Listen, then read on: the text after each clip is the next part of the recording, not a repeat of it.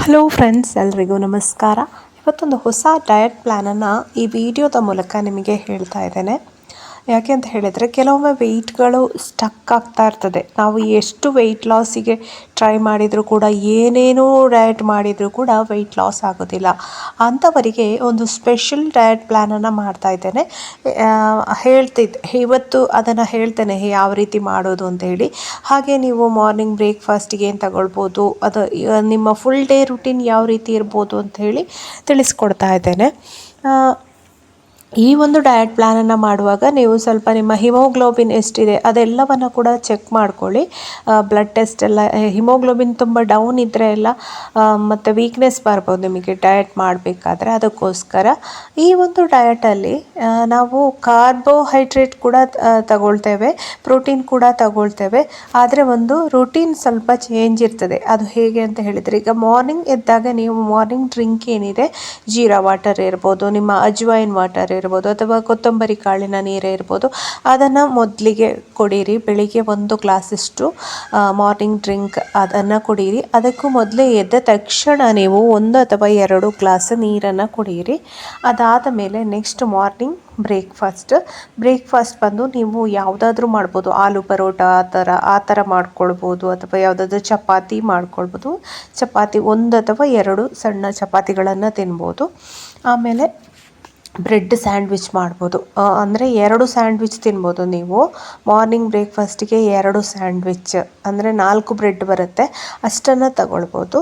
ಅದು ಸ್ಯಾಂಡ್ವಿಚ್ ಬಂದು cheese, corn ಮತ್ತು ಪನ್ನೀರ್ ಹಾಕ್ಕೊಂಡು ಅದನ್ನು ಹೈ ಪ್ರೋಟೀನ್ ಮಾಡ್ಕೊಳ್ಬೋದು.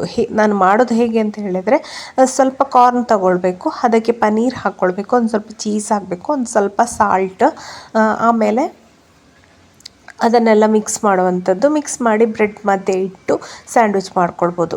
4 ಬ್ರೆಡ್ ನೀವು ಮಾರ್ನಿಂಗ್ ತಿಂತು ಅಂತ ಹೇಳಿದರೆ, ಆಮೇಲೆ ನಿಮ್ಮ ಒಂದು 9:30 ಅಷ್ಟೊತ್ತಿಗೆ ಬ್ರೇಕ್ಫಾಸ್ಟ್ ಆಗಿರ್ತದೆ.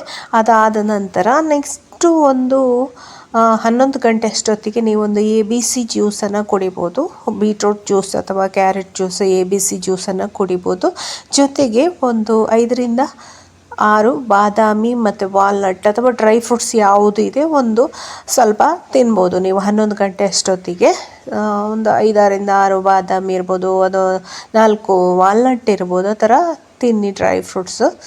ಅಥವಾ 2 ಖರ್ಜೂರ, ಅದನ್ನು ತಿನ್ನಿ. ಅದಾದಮೇಲೆ ನೆಕ್ಸ್ಟು ಅದರ ಮಿಡ್ಲಲ್ಲಿ ನೀವು ನೀರು ಕುಡಿಬೇಕು. ದಿನಕ್ಕೊಂದು 3.5 ಲೀಟರ್ನಷ್ಟು ನೀರು ಕುಡೀರಿ. ಅದಾದ ನಂತರ ನೆಕ್ಸ್ಟು ಮಧ್ಯಾಹ್ನ ಯಾವುದೇ ಊಟ ಇಲ್ಲ ನಿಮಗೆ, ABC ಜ್ಯೂಸ್ ಕುಡಿದಿರ್ತೀರಲ್ಲ. ಅದಾದ ನಂತರ ನೆಕ್ಸ್ಟ್ ಊಟ ಏನಿದೆ ಅದು 5 ಗಂಟೆಗೆ. 5 ಗಂಟೆ ಅಷ್ಟೊತ್ತಿಗೆ ಊಟ ಅಂತ ಹೇಳಿ ಮಾಡಲಿಕ್ಕಿಲ್ಲ ಈ ಒಂದು ಡಯಟ್ ಪ್ಲ್ಯಾನಲ್ಲಿ. ಇದು ಮಾನ್ಸೂನ್ ಡಯಟ್ ಪ್ಲ್ಯಾನ್ ಅಂತ ಹೇಳ್ಬೋದು ನಿಮಗೆ.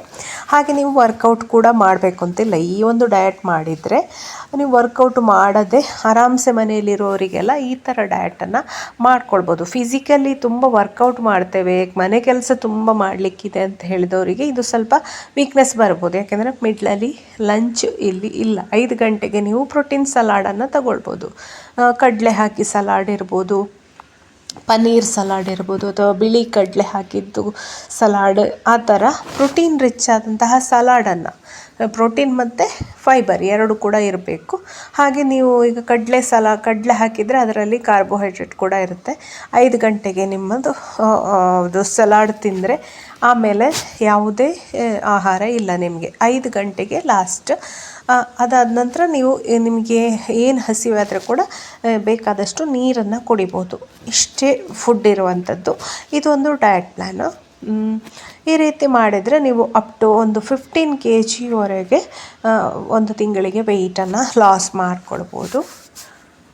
ಇದಾಗಿತ್ತು ಮಾನ್ಸೂನ್ ಡಯಟ್ ಪ್ಲ್ಯಾನು.